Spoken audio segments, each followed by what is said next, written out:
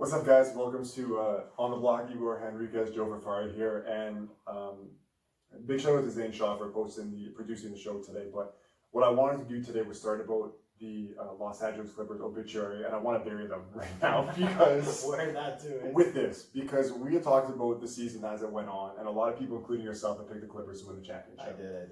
And I don't want to go all Stephen A. Smith, but How did?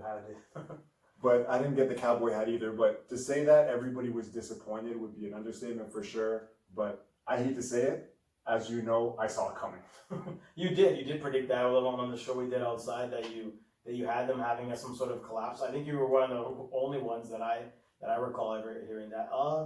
Looking at the series as a whole, I will say, I mean, I've gotten some pushback on this. To me, it's the biggest choke job in NBA playoff history. It's not. In my opinion, it is, and I'll set you the facts. Yep. One, it's again heavy favorites, a 3-1 series lead, yep. And in every single game where they could have closed them out, they had strong double-digit leads. Yep. And I don't think you'll find a series where a team that was again a contending team that was supposed to be an NBA champion had those kind of issues where you're up 3-1, and then you have a game 4 where you're up, I think it was either 18 or 20, and then you're up 16 in game 6, and then you're up, I think it was 12 in game 7.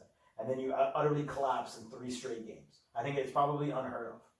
And that's to me why, again, there's the whole thing, I've got the pushback, LeBron against the Mavs. That was a 2-1 series lead against a team that I've already stated was probably underrated considering they swept the Lakers, and which was Kobe's team at the time, and then they beat Kevin Durant and Westbrook in another when series. They were 21. When they were young. But again, Durant was still a heck of a player then. They were 16, I think. Well, like I said, but again, the Kobe Lakers I think were champions then, and they swept them. So again, we're not going to debate talent though. The Miami Heat were the much better team. Yeah, so, and then we'll take it up. But I think that, but again, if they had been up 3-1, I say the Golden State versus the Cavs was a better choke job being up 3-1. But see, but the thing is, you don't have okay. So they basically maybe were the better team, but they didn't have a better player. And I don't think you can legitimately say that while Jokic and Murray had a great series. If you were going to take an individual player, you'd probably take Kawhi over either one of them in most situations. So Paul George, maybe not after this series. Not we can talk about that too. But to me, it's again when they didn't have the proper mentality, and I think that's their biggest issue that I saw going into the bubble. You got Lemon Pepper Lou out there at Magic City grabbing some wings. What do you think? I still don't believe that story was over. Grab some ass. I've heard that the food there at the strip club is pretty good. I've never been to Magic City. Are you ready to risk it all though? But I wouldn't risk it all for that. And a lot of guys did not want to be there. And I think that's the biggest Really? thing. That's what's been coming out. A lot of those Clipper guys didn't want to be in the bubble entirely. And when you go in that with that kind of attitude, I think it showed. Yeah. I think the Mavs might have beat him in the first round if Porzingis hadn't got injured. There was that the ejection call. There was a lot of stuff there, and Luka took him to the limit. So they just never really had it come the bubble, which you sort of predicted. Yep. But again, it goes to the point where Kawhi had his worst game probably that I've ever seen him play in Game 7, untimely.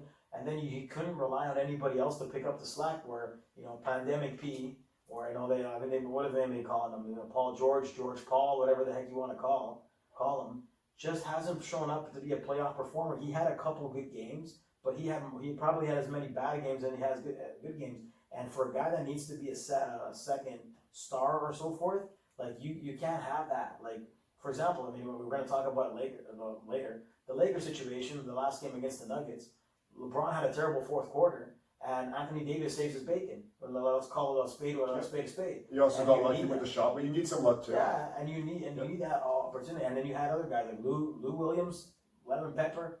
I didn't see he did not have a good playoff whatsoever. He just didn't have the mentality. Harold was out for most of the bubble as well. Harold was out. He didn't look like his normal self. Yeah. The whole team didn't look off, and they paid for it against a good Nuggets side that really dug in and did something that teams have never really done twice over, 3-1 down. And they did that twice. They were down against Utah. I believe it was 3-1 as well. And right? they lost the first game by 40 points. Yeah. They were all over the place. So credit to them, but to me, it was a terrible choke job. Terrible choke job. So obviously the Clippers. What to you was the biggest reason that you think that they came up short? I think it was a lack of consistency and the chemistry. The guys don't want to be there. The chemistry was a little bit lacking. They weren't a dominant team throughout. And again, a lot of it is again, you go into a lot of situations where they were managing Kawhi's minutes and doing the whole load management. The Raptors have done that too. Right? Yeah, but they also didn't have the 4 month layoff getting into a different situation. That probably played a part where guys get into rhythms and then they get out. You saw it with Pascal. Pascal never recovered being in the bubble. He was great before entering the bubble. Then as soon as he got I in the think bubble, that's different. I just think that, was it Dennis or Herm Edwards? He wasn't who we thought he was. Well, I mean, okay. And I want to, like I said, I've defended him lots of times. He's an all-star, like Sure. a fringe all-star at this point in his career, athletic dude. It's just, we're seeing now in the playoffs what it takes to be that alpha male. We're going to talk about the 76ers real quick, how they gave Tobias Harris $180 million or whatever it was. Granted, Jimmy Butler probably didn't want to be there with the circus that was going on. Mhm. But we're seeing Jimmy Butler's value now. We're seeing Tatum's value right now.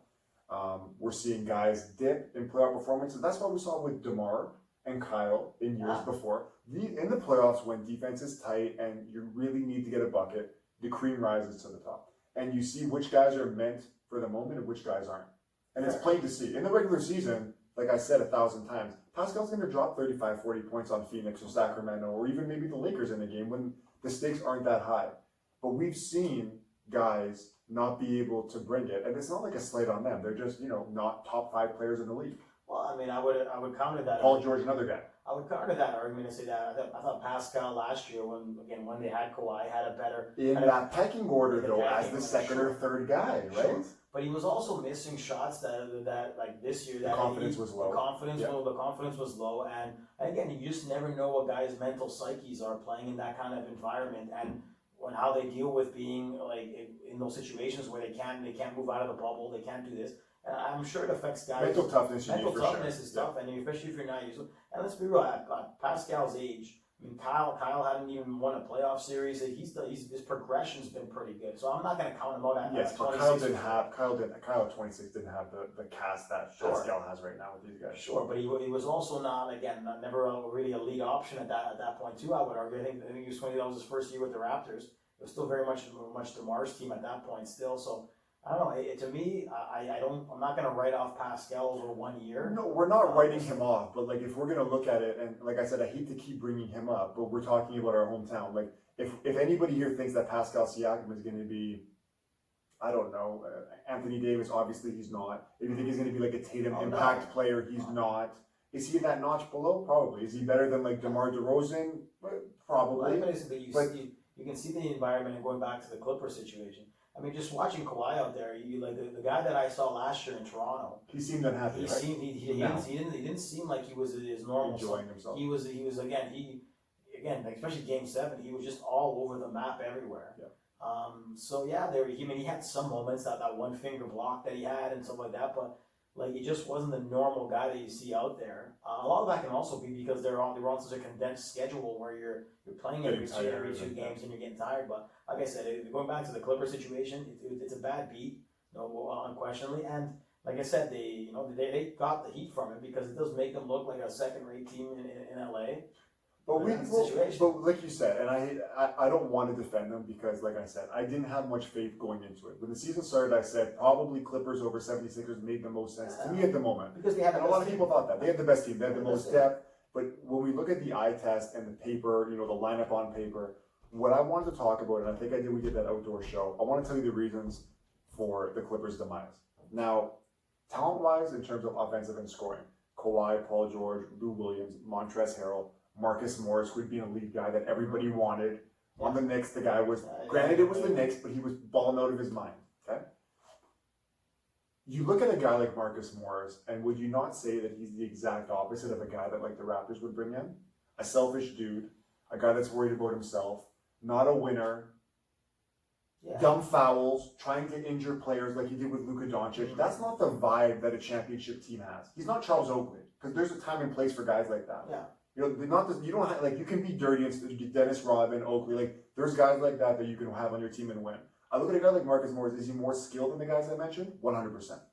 But when you're trying to win a championship, you look at a team like the Raptors last year, Kawhi's clearly number one, Kyle Lowry, Fred VanVleet, Norm Powell, Pascal Siakam, all those guys after, it's like, they don't have to worry about breaking down your initial guy going in there and then having to make decisions. Okay, who's open, what can I do? they're sitting in the corner, maybe like not getting double teamed. Things are so much easier. And what we saw with Pascal and everybody else on the Raptors is whenever they're trying to create, Boston, for example, was like, okay, we want you to beat us because we don't think that you can one-on-one.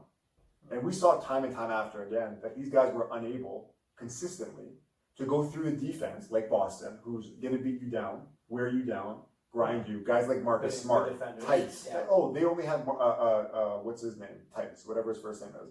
And he's an elite rim protector. Oh, we got Marcus Gasol, we got Serge Ibaka, we have better players. All of a sudden, shit's hitting the fan, and you're not able to do what you thought you could against these guys. But here's the thing, Andy. But I would still suggest that the Raptors had the advantage inside. Though I thought they can use it. They didn't use it because Mark was pretty much terrible the entire series. But he's been terrible. Let's be real. Minus his defensive efforts in playoffs. But even then, he was a step slow against a really good, quick team with speed. He looked out of sorts. You can tell he had no confidence. He literally just went to the locker room. He went to the locker room because he was so pissed at his performance. That's what, like, had they gotten the best out of those players, the Raptors would still be here. Let's be real about it. Yeah, but they didn't. They had every opportunity in that Boston series, right? And we looked like we did this show. The last show we did, you're like, I'm hoping they don't get swept. Yeah, because they looked that rough. And then all of a sudden, OG hits the shot, and we're like, what's going on? We're like, is this destiny again? Like, are we at least going to the finals? And then you win Game 4. Right? You lose Game 5, you're down 3-2. Game 6 happens, and I go to overtime and you win. You're like, guys, I think this is real. The Raptors are going to take this. Game 7 comes in. It was almost like when they lost to go, what was it? Would have been Game 5 or whatever it was to go down 3-2. And you're like, did these guys want to be here? But see, there's a difference between this team this year and the team last year. The team last year had this belief because of having a superstar player and going in there that they could do what they need. There was no one had a phenomenal Game 7 on the Raptors. You look at the stats. Kyle had a great Game 6. He ended up, I think, with 14 in Game 7. There was not one of the guys that took the game by the scruff of the neck and ended up and just taking it. Now, the one last thing I want to say about the Clippers, and I think this is to me what's one of the major issues, is the environment. In a sense that when Kawhi and Paul George got there, those guys had already been scrappy, a unit. They've been a scrappy bunch. They gave Golden State a lot of problems. The preferential treatment that was coming out in the media, and they just didn't look like they were a tight-knit group that wanted to play for each other. And I think a lot of it, yes, you can have all the talent in the world, but if guys aren't going to play for loose balls or the Raptors had that camaraderie. That's what I'm saying. I think last year they with Kawhi in there, they had those relationships where they literally would go, head first into the wall for a lot of situations. And they were, because you could tell they loved each other. Yeah, I didn't see them in the Clippers. I saw a lot of guys that were worried about themselves. Harold and George having fights. George coming out pathetically and saying that this wasn't a championship year. That was weak. I remember also when they were down like 3-1, 3-2, and then Jokic would say like, "There's no pressure on us; it's all on them." And then Paul George was like, "Oh yeah, we have this." There was no sense of confidence. It was almost like smiling for the camera, saying like, "Yeah, like we have this." When the whole time it's happening, when they were down 3-1, and all of a sudden they come back 3-2 Denver, I'm like, this could actually happen. Like I said, I kind of thought, I didn't know who it was against, but I just looked at them and I said, they didn't have the chemistry. They didn't love each other. Like they didn't, like you said, want to jump on the ball, jump for a loose ball like other teams did, like the Raptors, and even like the Lakers do. And I think, and I don't think I'm wrong, or you would agree with me for saying this, is like the Clippers are a more talented team than the Lakers are. Sure. Do the Lakers have the better player? Probably. LeBron James is probably still the best player in the league. Anthony Davis, you could argue, is he better than even LeBron, but then also, like, is he better than Kawhi Leonard? We can toss some guys up. Depth, it's not even close. The Clippers are the better team. Yeah. But the thing about the Lakers is they run with LeBron. LeBron's going to dictate the play. He's going to score his 30 points, get his 10 assists, whatever. You know he's going to do that every day. And if Danny Green's not hitting a shot tonight, maybe Caldwell Pope is. Dwight Howard's not having a good game, JaVale McGee will. Always someone is showing up. Even like the love, and I was watching the other game. Even the love they show for a guy like Alex Caruso, that looks like he could have been a rec league or YMCA, at the YMCA. They love that guy.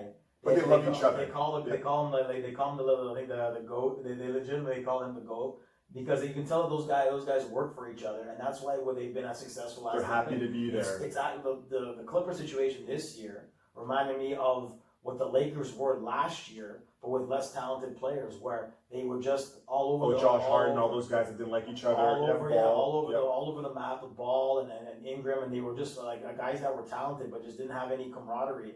And now you see how the effects are. The interesting thing is going to go next year because Harold, unless he takes a discount, I don't think Harold's going to be back. I don't think he's going to take a discount. I don't think he's coming Lou back. Williams might have 1 year left. That's a thing, and again they have opt-outs. So if they don't do well next year, I think Kawhi will stay because he wants to be at home. He wants to be in that environment. But it could be the end of Paul George in those situations, because if they fail next year, I think that team is in a different situation. Paul George is the first guy to run away from a challenge, it seems. He talks the game. Where's he gonna go? How many? Like 1, 2, 3, Cancun. First, yeah, that's the thing, right? That was funny. Shout out to Portland, CJ and Dave and all those guys. But that's the thing. Like Paul George has always been on, minus Indiana, where like they had a good system there. The East was not the best, and they had some good series against Miami. Okay.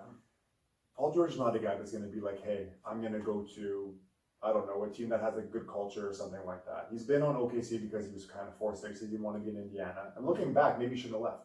Look at what Indiana's done since. They remind me of a little bit like the Raptors kind of team, right? A workman-like kind of team. Not the same talent, but like the same type of, yeah. And I wanted to actually compare the Clippers this year to Miami Heat in their first year. A lot of talent. The LeBron ones. Yeah. All the talent in the world. But remember, so Miami lost to Dallas in that first year. They started off that season, I want to say, like 12-12, 11-13, and a lot of people were saying like, "What's going on here? This team is like a prime Wade, a prime Bosh, prime James. What's going on?" And they had guys like Battier, Haslam, who was still young at that point. So people started asking questions. Point of what I'm getting at it with the Clippers is they needed to gel, and there was some stat that I don't remember exactly what it was.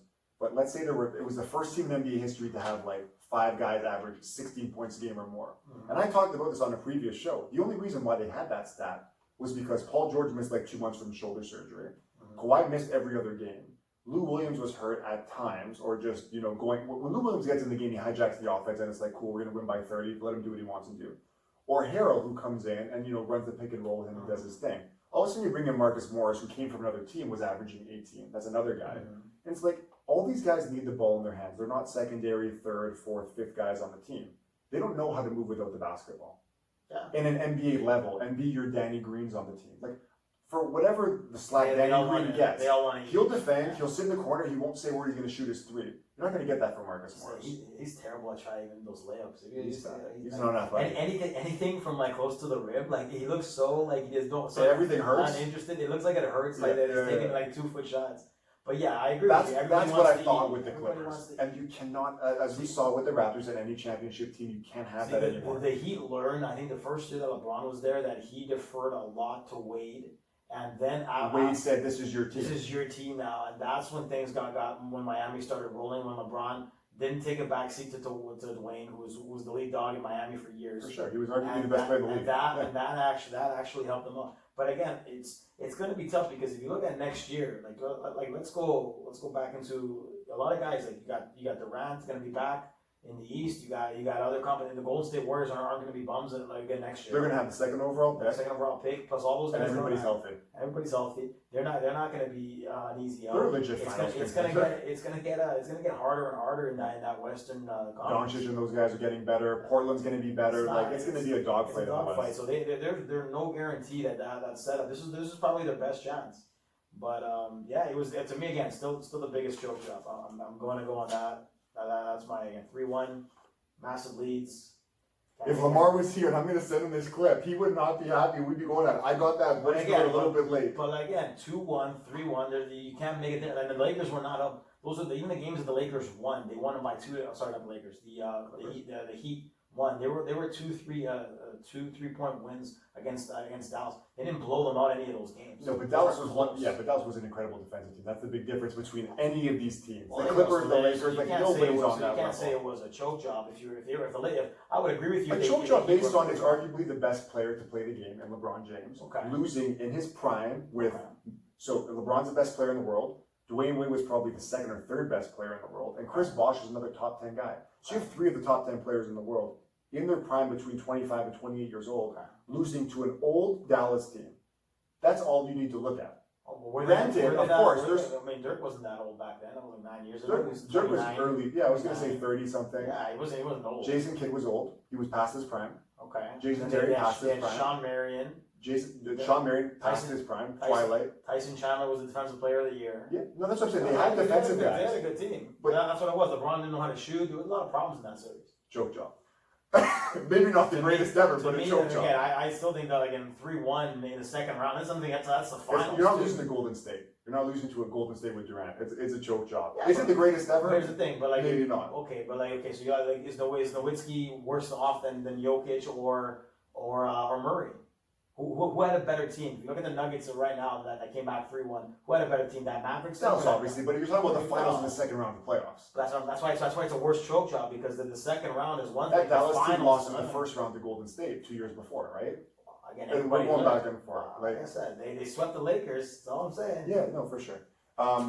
We wanted to talk also about Boston and the Heat. So I had made that video before because, and unfortunately, we were unable to do the show before. Mhm. When the Heat won and Boston won, I was just really feeling the way that Jimmy Butler was playing, Tyler Hero, all the young guys. Dragic looks rejuvenated in the starting lineup. Bam's been incredible. We know that. He's, arguably maybe the best defensive big in the league. They're doing all kinds of things, and we came off watching Boston firsthand slap the Raptors. It won 7 games, but it didn't feel like a The 7-game the series. games of the Raptors won were very close and very tight. And So- Boston won a lot of games that were blowouts. Yeah. And, So Miami ends up essentially almost stealing 2 games. Game 1, they were down early. One of them, it was overtime that they ended up winning. One of them, game 2 was not. Boston comes back and wins the last game. Mhm. How are you thinking about this series? How are you evaluating Tatum and Jimmy Butler? And how do you think it's going to play out? So one of the things that again, it's always hard, and I mentioned it during the Celtics thing. It's always hard to beat a team 4 out of 5, which Boston obviously has to do. I thought the first 2 games, especially the second one, I think Boston was up 12 or 13 at half in the second game, and then the Heat just absolutely blew them out in the third quarter. The situation is going to be simple for Boston. Now, Hayward's back. That gives them a little bit extra offensive punch. That also takes away a little bit. I think Hayward, if takes away some of Smart's minutes, it takes away some of Tatum's minutes, whoever he puts in there. That to me, he's a little bit of a more of a defensive liability. So I would definitely go But at much him. better of an offensive But guy. much better of an offensive guy than say even a guy like Smart, who I am. Who's hoping- shooting out of his mind. Who I am at the end of the day hoping that he For his his demise. king of the North garbage really pissed me off. Yeah. So I am legitimately hoping that Miami Rooting against them. shuts them up. To me, overall, they have a better team than Miami. Can I see them still winning the series? I can. Definitely, yeah. I can. Even though, like I said, it's hard coming back from those situations. I think it's a very small percentage that if you go down to it's about 17% or something like that you actually come back to win the series. So the Raptors do that last year. and stuff. This extra day's rest to give Hayward a little bit more recovery time. I don't know why the NBA did that. Didn't make a lot of sense to me, but Because the Lakers, Miami Miami started when the Lakers were still playing their last game, I believe, right? Yeah, or I thought Yeah. maybe because they didn't want to compete with Monday Night Because it's a Football. 2-1 series, I don't know. yeah. I think they're just trying to even up the games. So the situation with that is again I would still favor that Boston because they have controlled the tempo a lot of in the game. Will still win this series, but like I said, I wasn't expecting Miami to go out and win the first 2. So I originally thought that Boston would probably win in 6. It would likely end up being in 7, which I'm still. You have Boston in 7, you're thinking. I would still hope that Miami were able to take it just to straight up Marcus Smart, but. And what about Smart's locker room antics that they want to talk about here as well? That outburst of getting into with Jalen. That's one of those things because those guys again, it's one of those things where like to win this series and even with Hayward back, it's if Kemba had a really good game 3. If Kemba gets taken away, we saw Nick Nurse do that in the Raptors games. Because Tatum's gonna eat and Brown can have great games and he can also shoot himself in the foot and have really terrible games. So that'll be the situation there, and I get why. Smart's a guy that at the end of the day can get very on your nerve, but he missed a couple of big shots in those courts, so you really had a lot of himself to blame there. Yeah. Too. He's done some really like I But remember just against the Raptors, he was playing out of his even in mind. game 3, I think they were up by like a couple points, and instead of like using the clock out, he decided to check shot? He decided to go into the net and take a shot. He missed the shot. Luckily, they gave him the foul, but he misses Just a dumb that. shot. It was just a dumb situation because he should have run down the clock. And he hit the free throws. Had they not actually given him the foul there, it would have been a tremendous idiotic play. Luckily enough, he hit both free throws, but again, it was an easy foul not to call, to be honest. So I don't know. I think Boston still has the better talent, but again, I am hoping for Miami to win that. Miami Heat and Boston. Which team would you say more similar to the Toronto Raptors in the style of it play? I would say that I think Miami plays a similar game, not defensively to the Raptors, but I think Miami's got better shooters. I think Tyler Hero's really come of age in the playoffs. I like Duncan Robinson. I think Miami's similar to the Raptors in specific senses, but they have a guy in Butler that I think can be trusted in the fourth quarter, and if they lose the next game, which I believe they will, I think Butler will still come to play. Where I don't think Butler's going to get get stuck for 4 straight. So I mean he's a guy that can get counted on for sure. But again, like Miami getting hot from the 3-point arc with guys like Hero, they can win games simply by doing that because they have the shooters. Like Hero's been phenomenal. Hero, Dragic, Duncan Robinson, like all these guys, right? Like you need to really be honest on them on defense. I mean, and that's the thing. I think in Boston has a lot of the defensive prowess, the length, and that's what gave the Raptors a lot of problems. The length of Tatum, guys along that nature. Brown's a solid defender. Marcus Smart's all defensive team. And that's the thing. Is they made the note too. Smart. He made this note. Smart guarding Dragic has been resulting a minus 29 in Game 3 for Dragic with Smart guarding him. I didn't know that, but that's insane. Like Gordon, you can't. I mean, at his age, you can't expect what you. I think he wasn't a factor all that much in the regular season. Since they got to the bubble, he's had some games. Because none was starting the whole time, right? And you got to think his confidence was low, and now he's starting. And that's where the advantage I thought was going to be significant for Boston because they had that situation where you got to take Kemba Walker over either one of Nunn or Dragic, and then you had like Bam and Tatum. You can probably say that Tatum's probably a little bit more highly regarded, but Bam's a solid player with that huge block that I showed you the other day. Like they have capabilities, but overall, I would still take Boston's 5.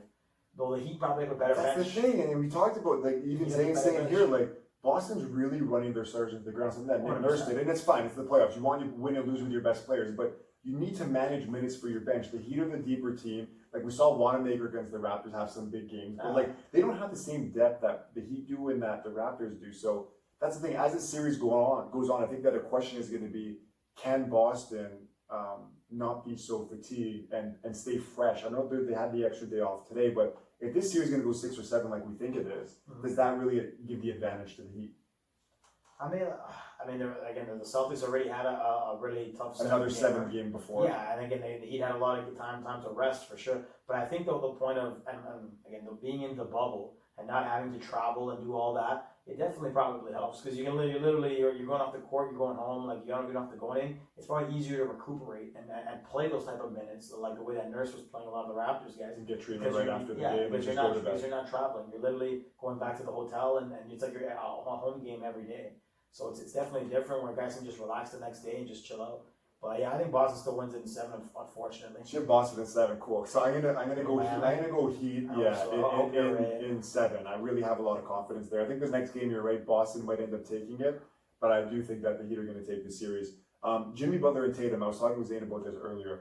Just for let's say present year, because obviously Tatum's younger. Who would you rather have? Let's say next year, Raptors get quiet at their season to start. Who would you rather take if you're the Raptors?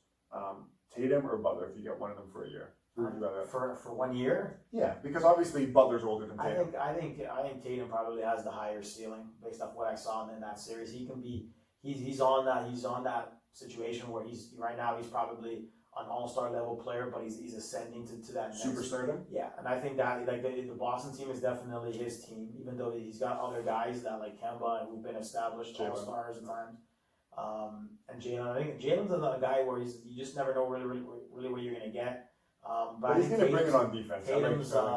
Tatum's just physical makeup and the way that he can do specific just things. His shot making and his tough shot making. He gets away with a lot too. I mean, he definitely pushes off a lot. He gets away with a lot, but he's definitely got the capabilities to be up there. And he's Boston's best, but I would take Tatum in that situation because I believe if we're using age as well, I think he just has the physical makeup to hit higher. I think.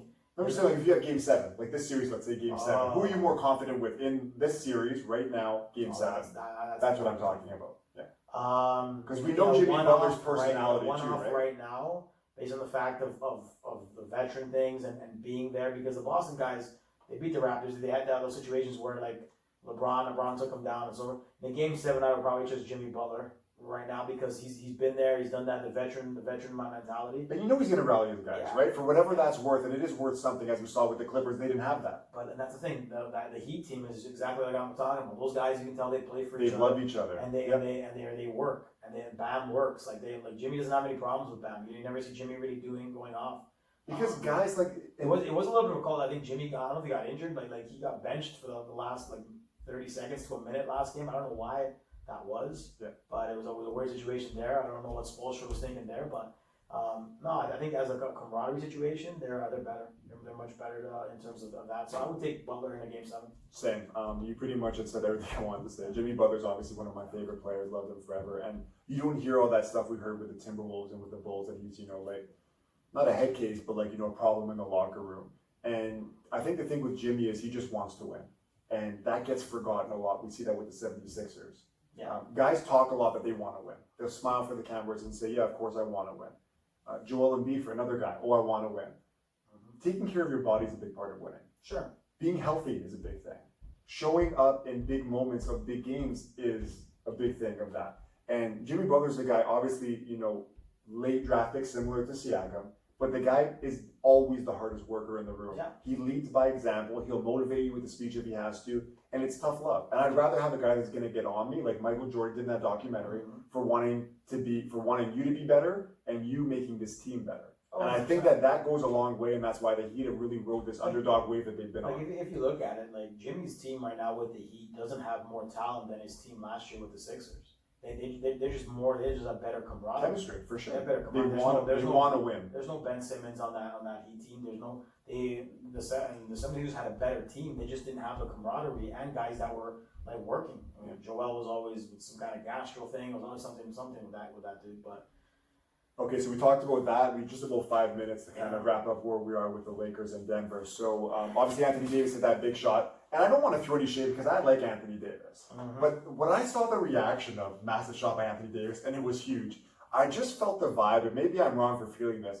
They made it seem like he's done this time and time again. It was a tough shot. It's a fadeaway. It's a 7-footer. He switched it, but like, and Kawhi as well. Like even Kawhi shot. Like he's a proven winner. He's hit tough shots, but like, when the shot rolled for 10 times, you're looking at Anthony Davis, it went in, and I'm like, you got to be fucking kidding me, man. Well, and they steal another game. Well, here's the thing, and I'll proclaim it because you can put the clip, whatever. You can send it to the special correspondent. This is like, and if we're being honest about it, this is the Lakers championship to lose. And I said that. 100%. I said that outside when we did the show too. This is 100% the Lakers championship to lose because looking at whoever again, the Denver situation, I thought that game it was going to go at least 5 or 6, but after that bad loss, I mean, I can legitimately see them sweeping them because I think that's a demoralizing situation. Just like the Raptors game 2 loss, we thought it was going to be a sweep, right? But then again, that took a last minute like key from OG and a 3-0 there. I think the Raptors would have been packed it in. They would have packed it in. A 3-0 they probably would have packed it in. That gave them like you saw Fred said. Now they're screwed. That's what I'm saying. Denver had that. Maybe all of a sudden we're talking about game 6 or 7, right? Like we did, yeah. But I think the Denver like let the Lakers off the hook on that situation. Yeah. They're probably a little demoralized. I don't think LeBron's going to play that bad comparatively to that second half that he had. I mean, this is a situation where I think it's Lakers or bust. Like I wouldn't bet against the Lakers not winning the championship. Not even depending on who. I think Boston would be a harder matchup in my opinion because at the end of the day they have the depth on the starting 5 to give the Lakers some problems. He probably have the better shooters, but I don't think that way they would match up. Like for example, either way, who's matching up against Anthony Davis? Nobody. Like who are you matching up with? But who are you ever matching up with Anthony Davis? Like I know Jokic is 7 feet tall, but like who are you really matching up with? Like when you say Giannis, Anthony Davis, LeBron, like if you're gonna go with you're gonna get I guess maybe Bam will probably try to check Anthony Davis, and I guess but again he's giving away a lot of height. He's gonna bring him into the more into the perimeter. I don't know. I think it's and the way that the Lakers are playing just as a team. Like Caldwell Pope's hitting some shots. Like freaking Caruso's hitting 18 points. Yeah, I know. And I always joke around. Like I have a buddy up in New York. I always say that Caruso's his older brother because he just basically like he's Caruso, but like 2 feet less. That's basically like what I'm looking at. But I'm gonna say that I'm not gonna say this is a sweep. I'm gonna say 5. I think the Lakers take steal it 5. one. They probably steal 1. Yeah, Zana talked about Jokic on 11-0 run at the end of the game, and really being obviously like their best player. Murray's been on a tear, and that cannot be overlooked. And shout out to him. You know what I mean, for Canada finally getting possibly a superstar there. He's carried that team on his back. He's what Andrew Wiggins was supposed to be. Yep. Exactly. And they've been great. I think the thing with Denver is they have a lot of talent, a lot of depth. Barton's been out, and he's a big guy for them. He's been out like the whole time. He's probably like their 3rd best player. Millsap's missed this. Gary Harris signed like a $70 million deal after 2 or 3 years. He looked like he was going to be a guy that was going to get you 18 a game and shoot 40% from 3. It looks like he lost his talent like the Space Jam. It's been embarrassing. I think he's embarrassed being out there. It's been really bad. I don't know what's happened there. Millsap's obviously taken several steps back. Porter Jr. showed glimpses. They had that issue when he said, I need to get more shots. Yeah. Monte Moore's been pretty good. Monte Moore's been pretty good. He's been a good shooter for them for a while. Plumlee's been okay when he's been in there. They just, like I said, all their guys, they needed more consistency. They have a lot of guys too that can ball, but then when they ended up losing, when they made the trade with Minnesota, they lost. I'm blanking out on his name, but it was a small forward that's a guy that they could use right now. They ended up sending him to Minnesota in that deal. But Beasley? No. Malik Beasley. They could really use Malik Beasley right now. A good shooter, a guy that can defend on the wing, throw another body at maybe LeBron or someone, and a guy that can honestly get buckets. Well, I mean, the thing with them, and I'll give them credit because I don't think a lot of people had them. I think after the 3-1 on Utah, everybody thought they were done. Of course. Man, like this was a coming out party for the Joker. Like his last year, his passing ability it's insane. It's absolutely insane for a guy that like that last again. The game was over behind the head with like a minute left. Like you don't see shit. Nobody even sees it coming like that. And I give that to me the best passing big man of all time. I don't think I've ever seen anybody like that with those kind of hands, with that kind of like. But at any position, honestly, the only guy I think that is in the same category, and it's Magic Johnson. I think Magic Johnson, LeBron's incredible, but I think Magic's number 1. And to be honest, at this point in his career, I know that it's still early. I think if Jokic stays healthy, he'll be like the 2nd, maybe best passer of all time, just in terms of vision, not assists. Which is crazy. Like Magic was like Magic was in a league of his own. He was a point guard, right? Like the Showtime. And actually, that's another thing that needs to be like credit to Rajon Rondo too, who's having a hell of a pretty playoffs. good. Yeah. He's been solid too. But man, going back to Jokic, some of those passes, you're just like where the hell his court vision is incredible. Yeah. And like I said, he's a guy that was like his weight situation. He didn't have a good year. He slimmed down. He always plays himself into shape. It's one of those situations where if that guy puts like it all, he can be whatever he wants to be. He can be the best center in the league, right? His shooting's pretty solid. He can be the best center in the league easily with his passing ability and nearly unguardable because like what are you really doing in all those situations? Because he'll find guys on the court like no tomorrow. He'll just some kind of skip pass across the court when he sees the defender coming. Like his IQ, honestly, there's very few guys in the league, and even in league history that are like on that level. It's insane. And he's become my favorite player in the league because it's just like without a doubt he's my favorite player in the league. I mean, you look at him, you see the memes of when he was like a little kid and how the passport photo. He was chubby and like he was massively overweight, and that's a guy that legitimately. He's a guy that a lot of people can look at, and that could be me. That could be me, but not 7 feet tall. 7 feet tall. Like the Steve Nash comparison. He doesn't look like he'd be a basketball player when he was young because he was just overweight and scary looking, really. Yeah. We'll just finish it off with a few minutes looking at the Raptors free agency here. So we got. You got Lakers and what? I say Lakers in 5. I probably have to go in 5. Yeah, I think they get 1. Goes without saying. And then Lakers. For me, I have Lakers, Miami, and I would want to say Miami ends up winning in 7. But I'm like sending that into the universe right now. I'm like Miami Heat in 7 in the finals. But like I said before, we did the show outside. I said like I didn't like the Clippers. I thought that the chemistry was gonna bite them in the ass. I thought the only team that could beat the Lakers back then was gonna be the Clippers. And now the Clippers are not in their path. Like if I was betting money, I definitely if I had to bet my own money and I wanted to win, I would have to bet the Lakers. But I did say that when we did that episode outside. I said if I had to bet, I'm taking the Lakers. And you were the one that was saying Clippers most of the time. Because again, and that's your guy. But again, and just for if the Lakers do win the championship, because of all the razzing that happened throughout the whole year, we need the. I want to see the correspondent here because he's got to face But a what do lot of the heat. for sure, and a championship's a championship. But before they went in there, you think that the bubble and like you said, you think that if this is real NBA, nothing happens pre-COVID. Okay. The Clippers have home court, whatever it is. Each team has their thing. There's no way they're going out like that, right?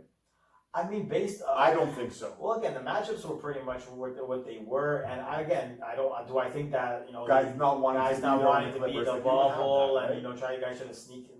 And again, there was always these like the Rocket series. Daniel House didn't play like That's Daniel, what I mean. like Daniel House was gonna be the be all and end all for the Rockets. I didn't believe that one.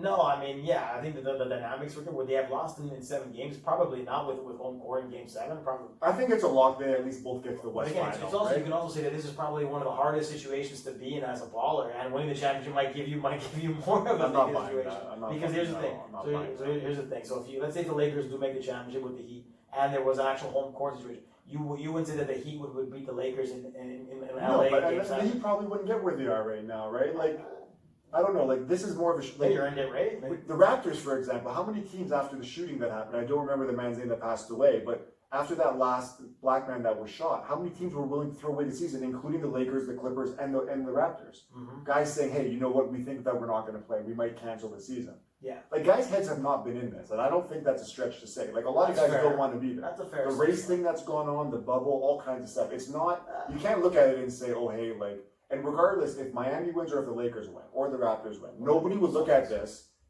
No, I'm just saying before, when they were around still. Nobody would look at this and be like, oh, hey, that's an accomplishment. That's building the story for the news. I think that if there was ever an underdog to win, this would be the circumstances. And if Miami wins, I don't think anybody would look at it and be like, Miami in a pre-COVID world was going to win a championship because how many So seeds? you believe whoever wins the championship will have like an asterisk? Well, there won't be an asterisk, but like you can't look like everyone will always be remembered as the bubble finals. Fair enough. Whatever you want to associate that with. Fair enough. Moving on because we're right out of time. Raptors off season looking like this. So Van Vliet unrestricted free agent, Marc Gasol unrestricted free agent, 25 million. Fred was making 9, and Serge Ibaka 23 million expiring. Also, like we talked about, guys, and then Ronde and Boucher, your buddy. But how many guys are you bringing? How many guys you bringing back? We don't need to go into really who's available. We know that Montrez is available, and whether he's a fit or not, we can talk about a different show. Follow the Raptors on Instagram. What are you willing? What would you be willing to give Fred? Because we think that Fred's obviously the best out of the 3 guys. So here's the thing, and like based off of those salaries, do I think that Fred should get like some of that Surge money that Surge got? 100%. I think that's absolutely fair. Now, if supposedly the Knicks are trying to think about throwing out a max deal at Fred. Did I see enough in the playoffs to really state that Fred would be worth a max contract? Probably 100% no. Probably But there's not. very few guys, yeah. The issue that the Raptors have is simply this. You got an aging Kyle Lowry who's like 35 years old, and he's a free agent next year. You also don't want to put yourself into a situation where you have little to no cap for a significant free agent market next year. So you have the situation here, and this is where we were always going to go with this with Kawhi the 1 year. And so this team, it was always going to be he's another free agent, by the way. Restricted. restricted. Yeah, going in, yeah, And he'll get paid. I don't know how much he'll get paid, but he'll get paid. for sure. But again, if you can get Fred for 20, 22, like I would probably be 4 years, like 4 years, 80 million. anything crazy, like into the 30 million, I definitely wouldn't do any of that. Like the way that Kyle was getting paid, I just didn't see enough. There were and going on to the other guys. I would not bring Mark back at all. I love the guy. 1 million. Great, yeah, no. great year situation. But here's the thing: if it's one of those veteran minimum deals, then I would consider it because he can still. But like he's done for it. Like and a lot of guys were like, oh, he's doing this to Tatum. He should have. Like I had a lot of discussions with former Sportsnet guys, and I'm like, you can just see the eye test. He just wasn't good out there. Yep, he He wasn't rebounding. He wasn't moving before last year. He just wasn't good. And yeah, if he wants to sign a veteran minimum deal, sure, I'd bring him back. To be the last guy on the bench I or would whatever. Sure, why not? I think a Surge deserves a contract. I heard something about Houston's a team. 30 mil, but like 30 mil. I would 3 years, it's 30 or 2 probably years?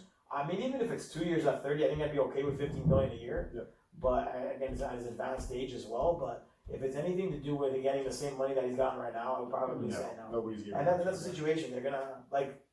Do I spend like if the Harrell thing is as accurate as because I think it's very weird for a guy to go follow a team on social I media didn't even know that. just Yeah. randomly. Yeah. So he again. I think the Raptors are the only team that he follows on social media, which is very strange. Maybe like the I Toronto guys. like He might like the Toronto ladies. Might have. I thought you might like the Toronto ladies. I wouldn't blame him. I wouldn't blame him. I wouldn't blame him. I wouldn't blame him. That's probably gonna be the clip. That's probably gonna be the clip. He's the type of guy, and I had this argument of like a lot of guys don't think he's a good defensive player. He is. He takes as many charges as Kyle does. Yeah. He's a good player. I like those type of guys. He's a dog. Yep. He's a guy. JYD, more skilled JYD. More skilled JYD. And if they sign him for the amount of money, 15 a year or something 15, like that. 20 a year, I'll be absolutely fine. For a shorter term deal. For a shorter term deal, I'd absolutely be fine. You can't bring back Ibaka and him, I don't think. If Ibaka leaves, maybe that opens the door to Harrell. Yeah, and that's the situation. And run that pick and roll maybe with Fred or someone like that. And to me, I think the situation is that this Raptors team is gonna. I think that next year will be Kyle's last year, because unless he's again around to be a bench player or anything along that nature, then they're gonna have to retool this team, and it's gonna be based off of OG and Siakam. Possibly. And Giannis, that's the pipe dream. I mean, let's be real here. Like, to me, the Giannis' situation is one where I can see him moving to Miami. I think his reps will want him in a big American market. I actually don't see him staying in Milwaukee, because the fact of the matter is, I can see him signing a supermax, and then maybe after 2 years forcing his way out. That wouldn't surprise me. Nobody wants to stay in Milwaukee. Let's be honest here. Yeah. It's not a great market to be in for basketball. Like, to me, if they don't do. I thought Bud got out coached. I mean, what they can't do, they made some bad, and they were like, oh, we're gonna up the roster. I don't know how much you can do. Bledsoe, the worst thing they did was keeping Bledsoe over Malcolm Brogdon. 100%. I talked about that last year. Yeah. That was huge, because Brogdon was the better fit, and Bledsoe just, for what he gets paid, he can't shoot. He hasn't bring it in the playoffs. He's a great defender, but yeah, they really miss Brogdon out there. And can you win something with Chris Middleton as your second player? I think in the end, in this NBA, that's tough.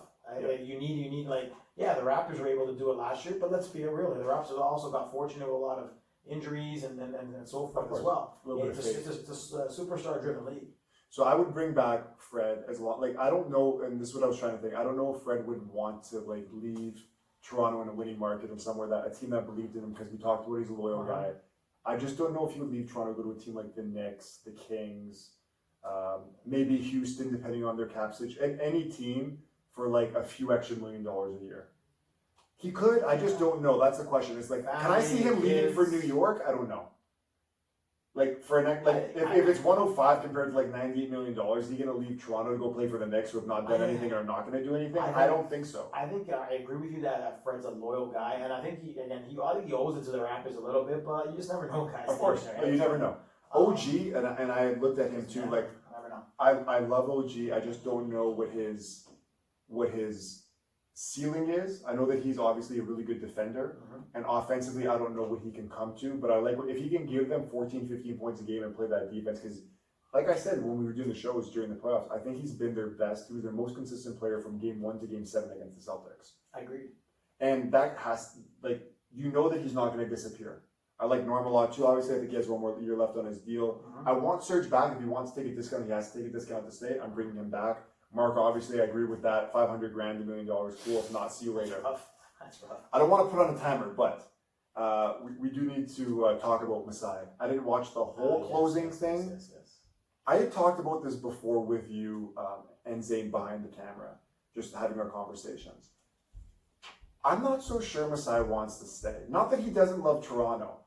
I just think that he might be willing to cash in and rebuild and do a city like New York. To be honest, maybe just New York, thinking of other teams that are like, all the elite franchises in the NBA for the most part have returned to winning. Boston, Lakers, minus New York. I don't know what other teams are like, powerhouses. Houston's become a better team. They had some championships. The Bulls, I can't see him leaving for the Bulls. I think that if Masai leaves, judging by his body language, and he had already did what he came here to do, I can honestly see him leaving to go to New York. I know that New York had just signed someone recently, but whether it's a position above that to get paid and have some ownership, Washington threw that at him a few years ago, remember? See, I'll agree that I think Masai knows that he's won the championship and he's plateaued. His work is done. He did a great job with Denver before he came over here. I don't think he would go to the Knicks though, and I think that's just simply on the factor of nobody wants to really work for James Dolan. That's really established because he knows the culture. Yeah. He knows the culture. It'd be a huge waste for him. I can see him going and taking over a big market team somewhere in the U.S., whether it be Whether it be if the Clippers fail and Ballmer brings him back with some huge money. He's got a relationship with Kawhi. I can I was thinking Dallas, maybe like Dallas is a big market. Houston, like I don't know. Maybe Houston, if they get rid of Morey, they bring him in to be everything there, right? Like, but here's the thing. But but who would want to really inherit that Houston situation the way that it is? You can't like the Westbrook. But no situation. He's not going to go somewhere where he's going to go to the Lakers and just say, okay, like everything's here, right? I think for example, if the Clippers fail that next year, that would be exactly what would happen. I could see him going into that situation knowing he's got some good centerpiece and just fixing that team in his way because he's already got an established star. And again, Ballmer would offer him. He's going to get paid. Let's get real. Like one of the guys that again it gets thrown under the radar. One of the guys that has a lot of egg on his face from all the celebrations that he had was with Steve Ballmer. Again, looks like a cool guy. Like he jokes around. He's one of those. He wants to win. I don't know. He wants to win, but he was acting like a goofball. And let's be real. But he's been like that since he's been there. We gotta go through it. Our social media when the Clippers lost, everybody in Toronto was laughing their heads off because again and I laughed a little bit too because at the end of the day, did Kawhi make the right decision? Oh well, of course he did. But that was the thought, right? Yeah. But it's a lot of people felt like Kawhi, sounded like it was a breakup. That Kawhi broke up with the Raptors, and a lot of thought people, the grass was greener on the other side. We have guys that we are mutual friends. I saw guys writing obituaries. It was all over the map. Obituaries. There was one guy that we know that was literally threw up about 3 Instagram stories about when the Clippers lost. When the Clippers lost, that was just all over the map about how Kawhi was an ingrate, and this is what he gets. And they're just throwing him under the grave. And you could tell it was jaded Raptors fans, which I completely understand. But back to my point, it was I can see that Masai is likely not going to come back. Which again, the man won us a championship. If he follows the money trail, it is a little bit weird that they would not have re-upped him already. Well, they've offered obviously, right? And he wants to see what the philosophy is, and then I can get maybe that he probably will leave. Which again, obviously he'll be a loss, no doubt. But man won us a championship, and just like Kawhi, you wish him the best. And he's been here for what? I want to say like 8. No, I want to say he's been here a long time. Well, you got to think how many years. Definitely the Nets series I think was the first. That must have been like 6 years ago, at least. Something like that. So man, the man paid his dues. He won them the championship, and if he wants to pursue a different challenge, so be it. Yeah. Now, obviously, next year if he's still here and he persuades Giannis to come over to the Raptors, which does that change his mind? Then obviously right? It does because does it, or does he say, "Hey, my work here's done. I've set you guys up really well." He's here for another ring because he's literally here. He set up the whole team. Why would you leave that situation knowing that they can be? Maybe that's what he's waiting on. See how free agency plays out next summer. Not this off season, but the next one, right? Again, that could be a thing as well. You go into that next one, in your opinion. You take away a lot of these guys. Mark is gone. Serge, Noma, and Kyle's probably not. You have a first-round draft pick this year too. Does that team, is that enough for Giannis to come contemplate? Is it enough that him and Siakam will probably be the centerpieces along with OG, who I also think will take another step next year and become an even better player? He shows up in glimpses offensively. OG. He's going to not maybe trending upwards. Pascal is, no, but he's trending upwards. He's trending to a player. I have more faith in him for sure. Yeah, but like I said, at least with OG. Sorry again, Pascal, but you know that OG is going to bring it defensively, and you know that he's going to take his shots for 3, and they're going to go in. Like he's at least an average 3-point shooter, and he showed that in the playoffs as well. And is Giannis a nurse player? That's another thing. Like his lack of, again. I think, man, after you lose so many times, I feel like you have to say, you know what, I'm open to listening. But again, he's a guy that has his deficiencies. Yeah, as does everybody else. Well, I mean, but they're strong. Harden. Like everybody, okay. You know what I mean? Well, like Harden everybody has has deficiencies, but I mean, it's not one of those situations that we see with Ben Simmons that he really can't shoot that well. The 3, it's a 3-point driven league. Giannis is a guy that if they pack the middle into him, we've seen it. That you pack the middle on Giannis, he's going to try to barge through. So sometimes it'll work. If you make him settle for a 3-pointer, his percentages aren't great. Yeah. And you make him shoot that all the time. He's got to get better. Well, he's going to work on the 3 as well, right? You got to think with back to back. I agree with you that unlikely Masai is unlikely to come back. All right, guys. Great episode. We're going to talk with you guys probably towards the end of this round. Definitely going to preview the finals. Enjoy the rest of the series, and we'll check out with you guys next time. Igor, Joe, we'll see you later. I'll later away.